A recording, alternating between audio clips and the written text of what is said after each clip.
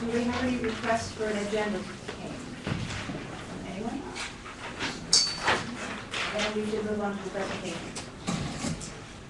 Which is the budget presentation. We actually don't have a budget presentation. It's just a carryover from what was presented. Last week I was on vacation, so it's a carryover from what was presented to the staff and to the community.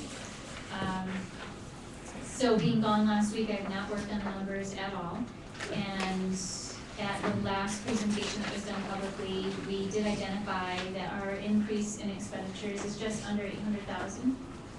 The administrative team has worked collectively, and we have identified first round in reductions, and we can plan to continue that work tomorrow and to look at further efficiencies that the district can enact upon, and we will come back to the board on March 10th with our recommendations. At this point, Frank Rossi is not here this evening, but he has requested that the administrative team present two possible recommendations for the budget proposal for this spring. So that's part of the work that we will be doing tomorrow, and we'll be back on the 10th with very exact information. Very good. Any questions? I have one, please. I understood the governor came out with an amended budget a week or so ago. Anything on that? I looked after I received your email. I could not find a thing that said anything about a change in school funding. I Googled everything I could think of, so. I've not seen anything. And I figured for sure NISBA would come out with some kind of response if Right. it changed anything, so I just didn't find anything. Thank you. Okay, then we can move on to committee reports, and first on the list is policy committee. Doug, do you want to take that? Or I'll be happy to. Why don't you go ahead and do it? Okay. We have recommended that we adopt this evening the policy number 1332, and that is duties of the school district treasurer. The reason why we're recommending this at this point in time rather quickly is because the changes that you can see in your packet were fairly simple. It was more sort of housekeeping than it was anything else.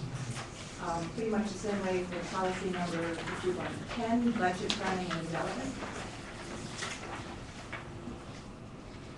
So if that's okay with the rest of you, I would entertain a motion to accept those two policies. I have a question, if I may. Good. Just some key things. Adults should pay for their meals at time of service. That's on page 17. That's That's the next one. I'm just dealing Oh, I'm sorry. with the They duties cut of it the wrong school on here. district These are the treasurer. ones we're adopting tonight. Okay. Right, and budget planning and development. So, they said most of the changes in this were very simple and predominantly administrative housekeeping. So I'd be happy to entertain a motion. So moved. Second? Second. Any discussion? All in favor? Aye. Any opposed? Any abstentions? Motion carried.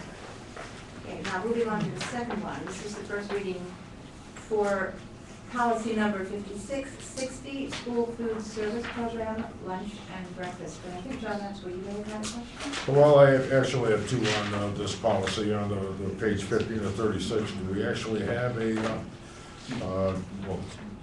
superintendent develop a program as to what can be charged. Am I asking this because it seems to be in the headlines all over anymore? Yeah. What Well, and how much and what are the, I have not found any formal document that said the superintendent has set this forth, although I asked John King, I said, so where does this exist? How do students know? And it's in the student handbooks. So that's to implement this policy after it's adopted.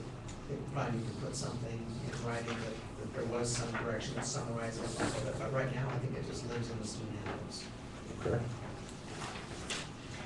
And then going on to page 17 for prohibition against adults charging meals. Prohibition pretty much says a word that's not allowed, and then the next sentence under that says adults should. I would expect that we're trying to teach our children here how to be responsible and in every way that it should be just plain flat out prohibited. Borrow money from your coworker or your Switch. wife. Should to will? Well, it says almost like prepaid, do people have prepaid accounts? They can do a prepaid account. I So- agree with that. So rather than should, just said will. Would that be a suggestion? That'd be my preference.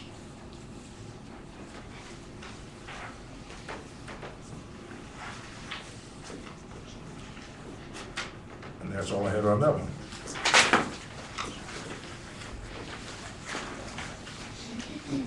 Anyone else have any questions on that? It was the school food service program, right, John? Okay. The second policy we're recommending for first reading is policy number 5570. It's the financial accountability.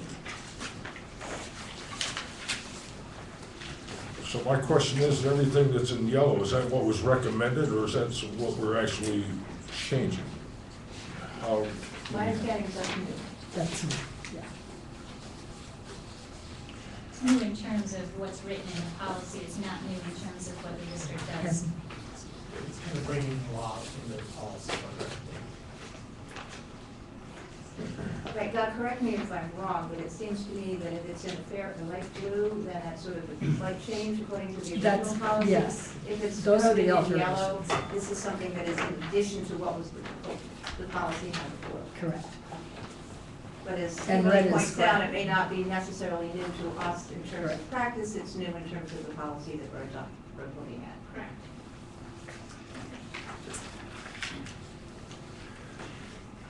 Any other questions?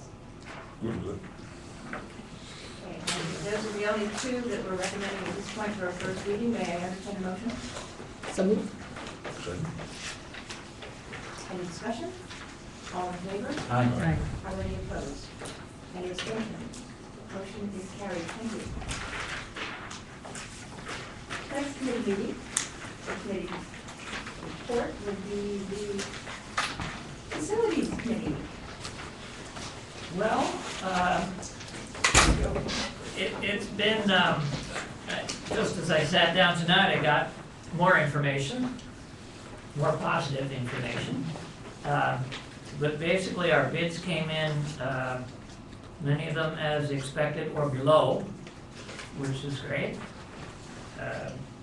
So we're awarding all our general construction work was quite straightforward and below what we had estimated it would be, so we're awarding all that. We've had a fair amount of discussion back and forth about the playfield and site work and involving state rules, burning down Jim's office and our bids and our alternates. And I think that we, our committee, Gary and I and Michael and Mike and Steve and Beardsley went through alternates that we thought were most important. And I believe we've been able to put all those in our contract. There was maybe one that I would, the deep ducts that I didn't know about, the resolution on the several deducts. We took one deduct, Peter, Which which one? was rather than pave the access road Okay, adjacent to the track and field would be gravel yeah, access road. right. About the deduct, of the track surface. There was no deducting, we kept the high quality surface. Okay. So the bottom line is that we're getting everything that is in our project with many alternatives, not all of them. So it's been really good, really positive. So we're ready to move ahead and award contracts. We had about 39 bidders. 39 bidders.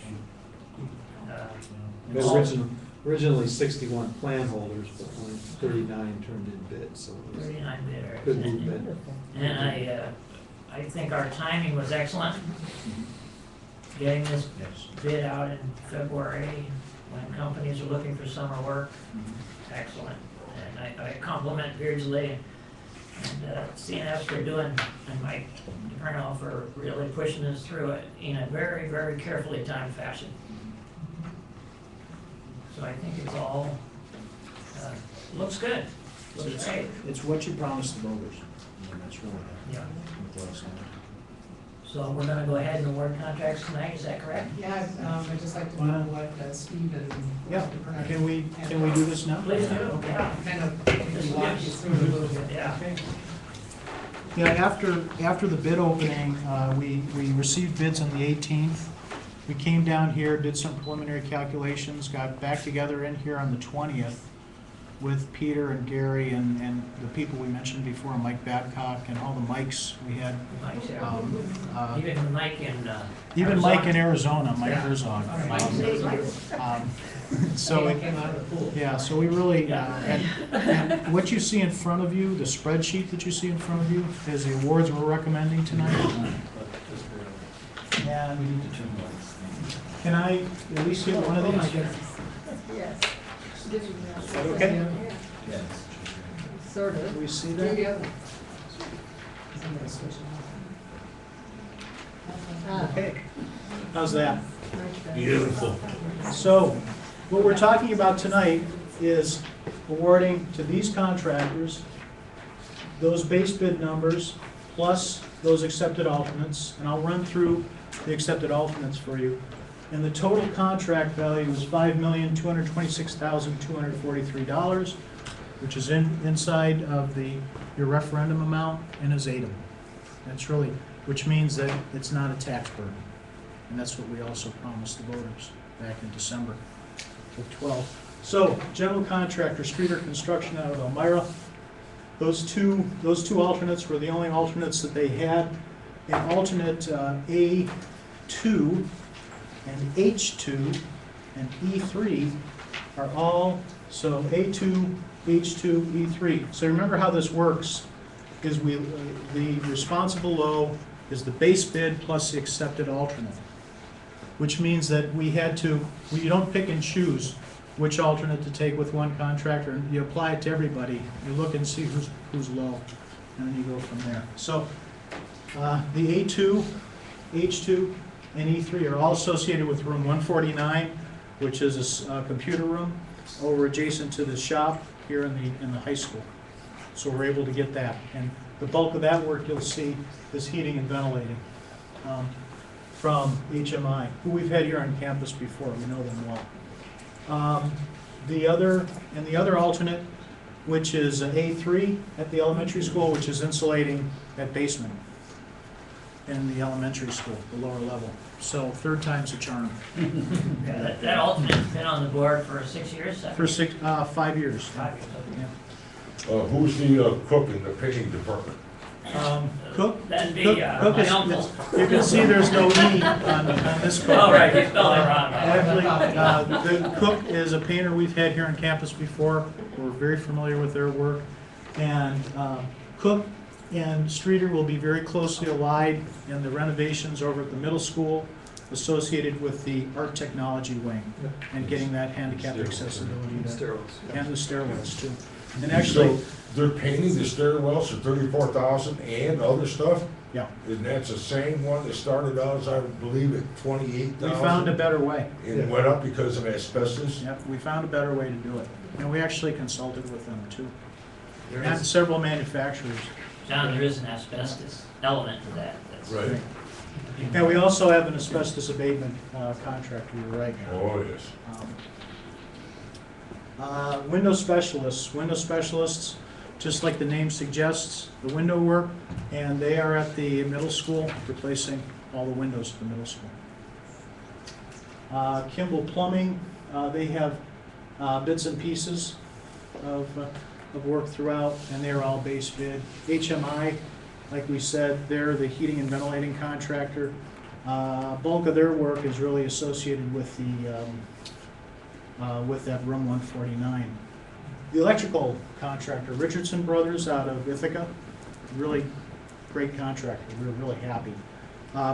We did get a request from Landing, which was, they were actually lower than them, but they had left out their cost for the high school sound system, auditorium sound system. And they proved to us, in fact, that it was a genuine error. So we're recommending to the district that you relieve them. And accept their request to withdraw and award to Richardson. And I'm sorry, I don't want to skip over something. E3 is the track and field sound system. And finally, let's get to the big contracts here.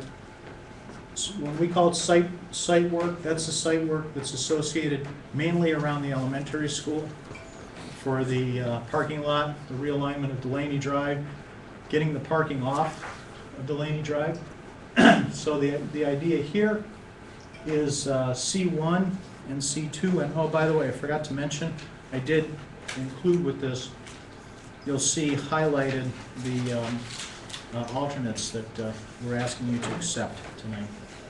C1 and C2. C1 is associated, I'm sorry, C2, associated with, it's the sidewalks. Sidewalks on the high school side of Delaney Drive and on the elementary school of Delaney Drive to link us all the way back to this nasty corner right here. It won't be nasty anymore though, because we're realigning. And then C1, which is the parking, we're able to pick up an additional 28 cars. If you'll remember, base bid, we had a net gain of 1 car. This gets us 28 more cars over there too. And then the big contract, the Playfield contract. Smith was your contractor. They built the parent drop-off loop at the middle school. And they've been all through this campus. They've been out here several times. I think Francisco had a plane ride with one of the principals. Not as, that was just a coincidence. Nothing to do with the project. I probably shouldn't have talked about it. I'm sorry. I'm sorry. Not like I knew anything anyway. So.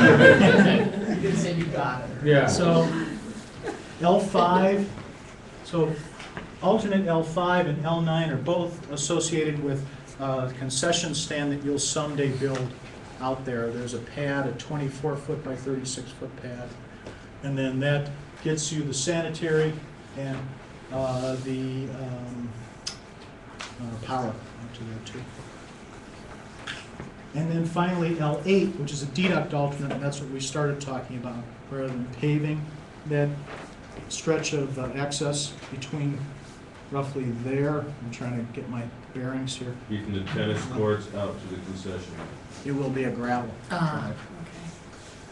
Okay. So we kept the sod at the modified baseball field, but remember, we have base bid and modified baseball field, which means the clay areas are around the bases and around the pitcher's mound and home plate, but they're not the fan type arrangement.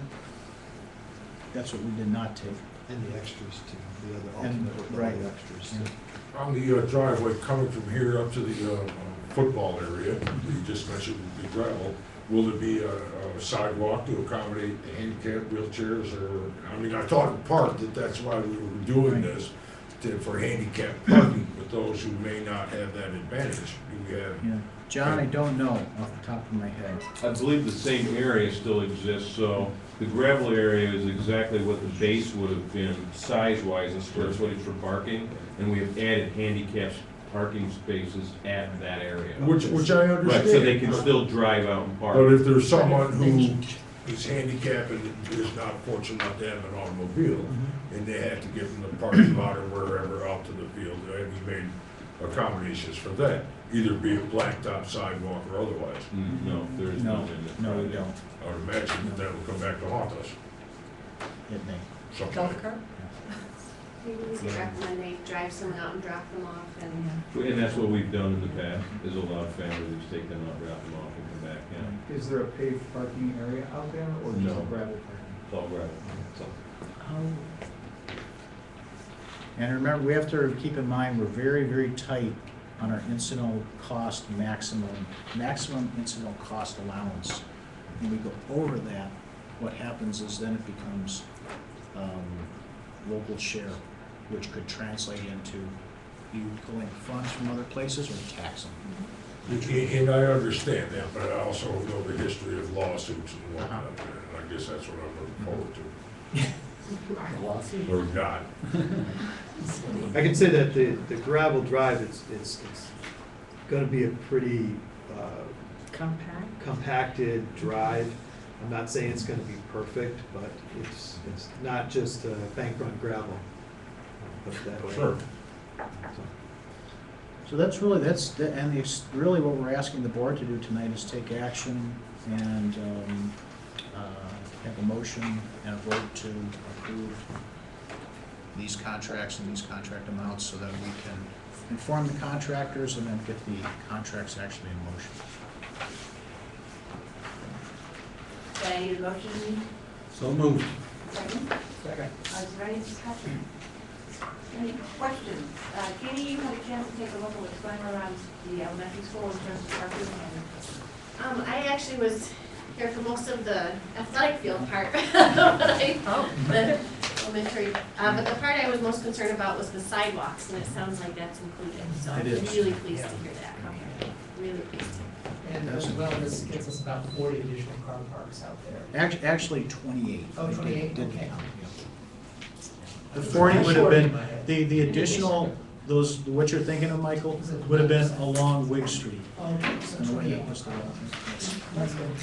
since we're anticipating one, that's a Yeah. wonderful thing. Steve, 28 more in addition to the ones we're removing along Delaney Drive, or 28 in that parking area? 28 in that parking area. Yeah.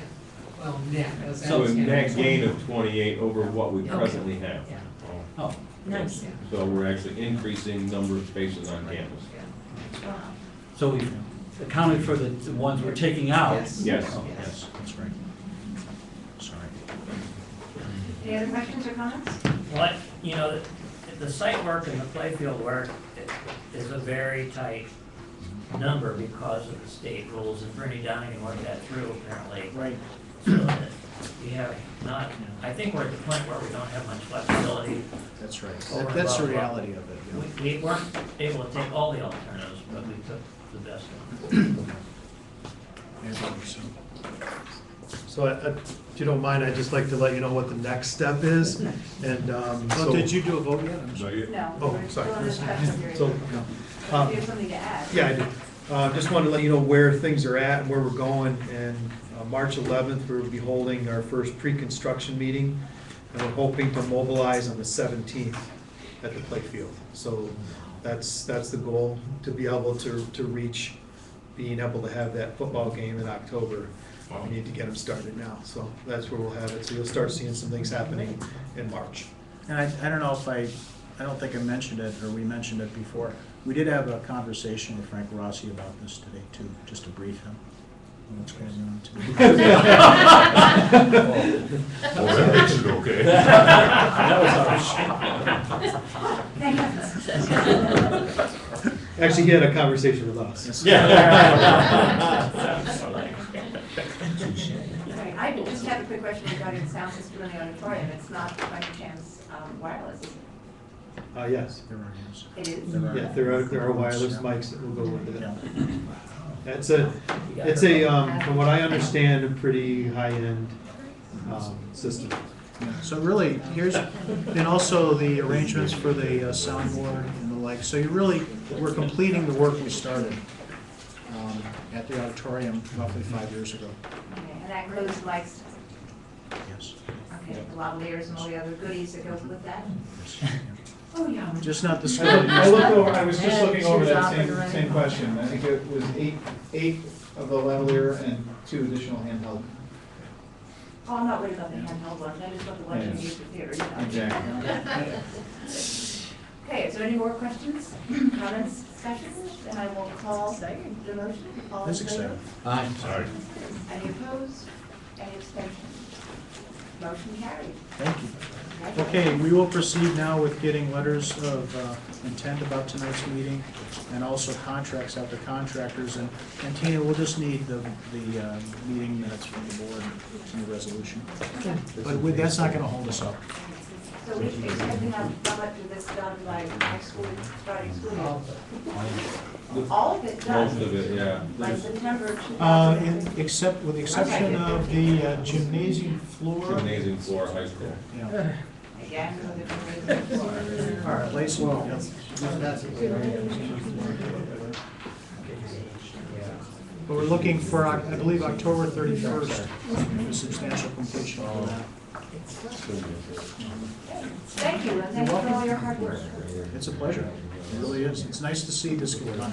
It's exciting. Well, especially the time of that, and I think that's where we, Well, the timing really was excellent, and contractors frankly found it attractive because it's one summer's work.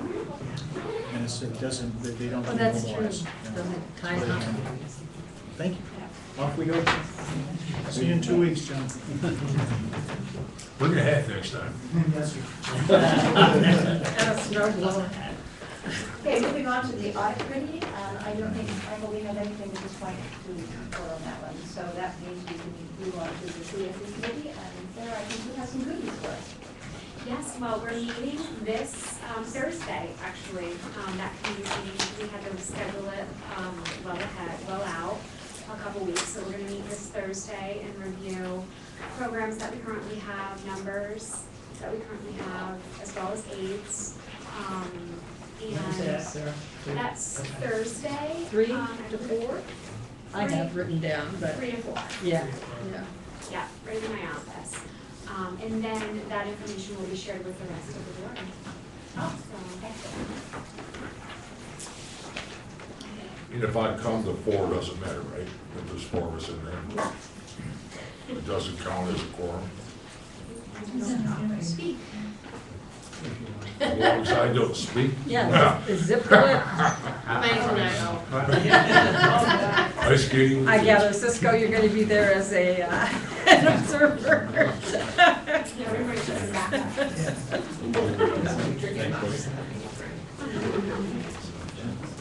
Thank you. Okay. So, I have a motion to approve the recommendations that we already have here. So moved. Second. Any discussion? All in favor? Aye. Any opposed? Any abstentions? Motion carried. Okay, now we can move on to the, as we have now appropriately titled it, the Area 4 Directors Report. Actually, that's still not really appropriately titled. However, I did bring you a copy of the Area 4 Directors Report, which you should all be receiving from Mary Matheny. Oh, yes. Now, I think in many cases, it may be going to junk, but you should be getting it. It has my lovely little photo on it. And it has everything that's been going on in the area for the past month. And then a little, personal blurb of mine, so. So you've made arrangements that we should all hopefully receive it by email. I have not made any arrangements. You've been receiving it all along as members of NISBA. Now, as I said, for some of you, it may be zipping into, I don't know, a dead zone somewhere. I know Frank's is always deleted at work for some reason. So maybe it would be wise to see if you can't get them out of junk and into your regular mail. And then the other thing I do have, and I don't know, Tina, did you ship copies of the rural schools report out to everybody? I don't have copies of it. I ship it out. You ship it out, Some excellent okay. information right on the front. Because, yeah. Regressive versus progressive funding of public education. Correct. And some great figures in this month, so, or this edition, the March edition, so keep an eye out for that. It's good. It's good. That's it.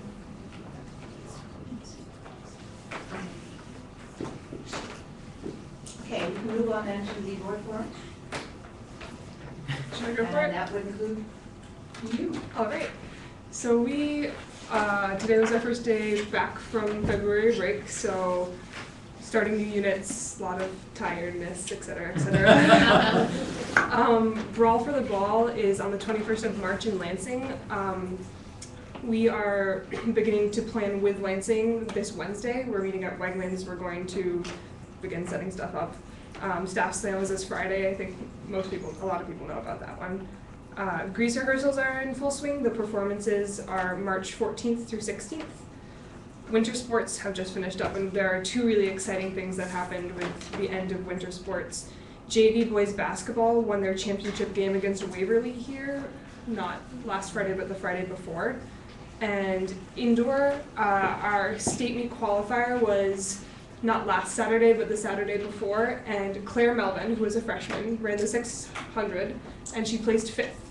The top 2 qualified to go to states, but because many of the girls in front of her dropped out to run in relays at states, she is able to go to states this Saturday. So she will be running in the state meet on Saturday. Spring starts start next Monday. Nothing good. Thank you. Um, Okay, next on the agenda is. I have, Oh, I'm sorry. have stuff, please, if I may. A week or so ago, Tom O'Mara had a community forum at the Record Center. I stayed long enough, maybe half hour, 45 minutes, because they were also presenting the budget in the elementary school.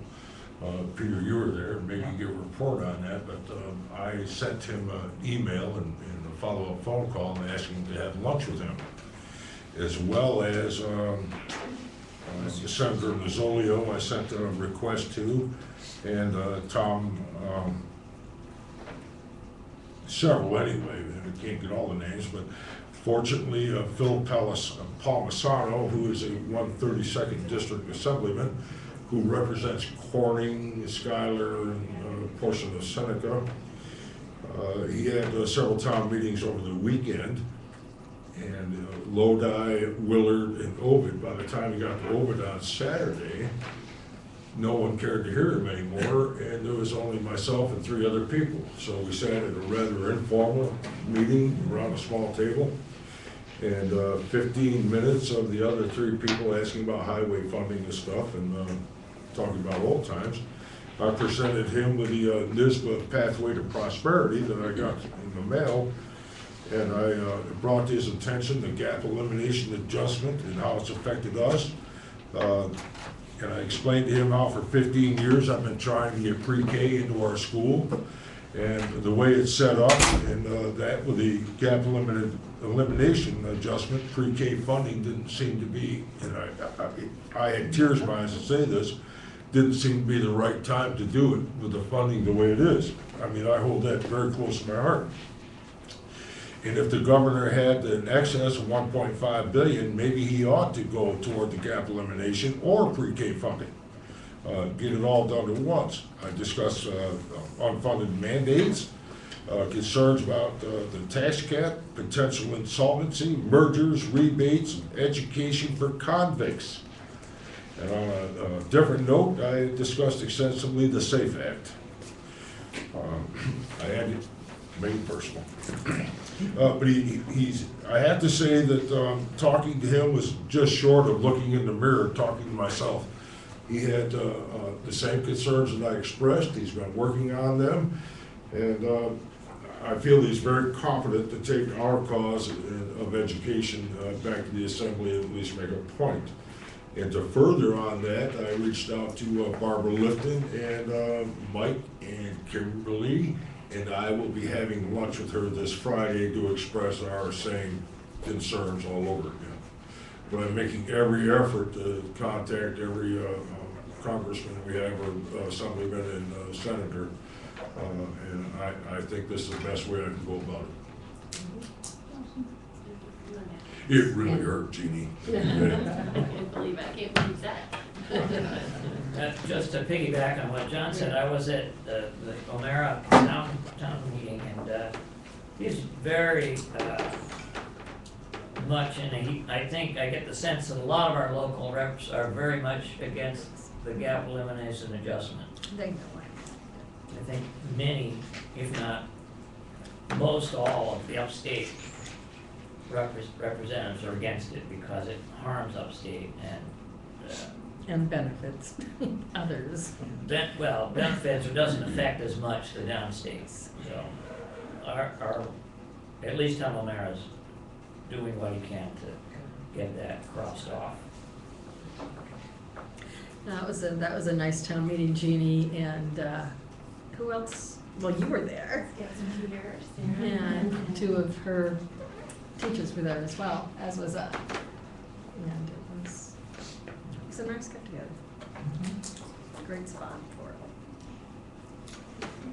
And we will be going up to Albany, not next week, but the following week. Is that the one on the 7th? Yes, 9th, 10th or 6th, something? 7th, and 8th. We have to do that. Hmm? Yeah. That's the NYSBA traditional. Anyway, that was it. Good, and we, Oh, 7th, 8th, and 9th, pardon me. Actually, 7th, 8th, 9th. Doug, are you waiting to fill something up? All right, well, I'm just looking at what else there is. There is another forum for anyone who missed the one here in Syracuse with Rick Timms Yeah. at West Genesee School. So there, you do have a second shot at, they wound up having to reschedule because of snow days, so. That was the date selected. Okay. Oh, I would like to compliment both Michael and Kimberly on their presentation into the community for the budget. It was well done, organized, and made absolute sense. Very It's clearly now on the done. website, both the video and the PowerPoint, plus some other resources, how to understand the tax cap and the gap elimination adjustment, a couple of items, how to contact our legislators. How to understand the tax cap, and that's not gonna crash our website. It's a little bit tongue in cheek. Okay, then we move on to open forum. At this time, we would like to give district residents an opportunity to ask any questions about this agenda or about operations within the school district. Personal matters will not be addressed in public session, and comments may be recorded and responded to by the Board of Education or superintendent at a later date. And we ask that you keep any comments to 5 minutes or less. Any interest in making a comment of 5 minutes or less? Okay. Correspondence. Just a letter from the Twinsburg Leadership Association requesting to open negotiations, which is part of our, it's right in our contract language that we would get this started before the end of February.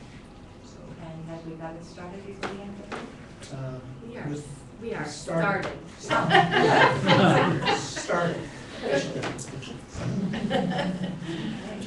have a letter, Yeehaw. something. Letter, yeah. Well, that's beginning. That's the start. Okay. Moving on to administrators report, we have Sarah. Have you given us the information, or do you have more that you can let us know? Yeah, and I don't know if you've had the opportunity to read the 17 steps to the work group that the state has put out. There's a lot of, there's a part of this that we need some more communication from the state. And so there was already from them a memo put out for this number 3. But what I wanted to share was how these things affect what we're doing. The impact that they may have or may not have, so just so that you know.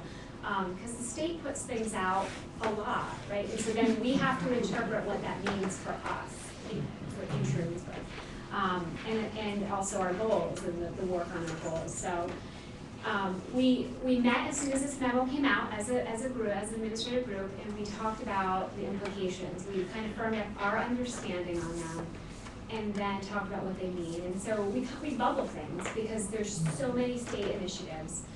We have Common Core, which are the standards, those higher standards that we have for students K-12. We have APPR, which is another kind of bubble that we call it, and we have high stakes testing, which is another bubble, right? So this 17-step work group really focuses on high stakes testing and APPR. The bubble of Common Core standards, of the curriculum work that we're doing is untouched. So that plan, that work that we're doing, it doesn't really affect our plan. What it does tell us is that we need we need to keep a couple of things constant for the work that we've done this year to continue that forward. So the first one is number 3, and that says that our current 4th graders will be required to pass the Common Core ELA Regents with a 75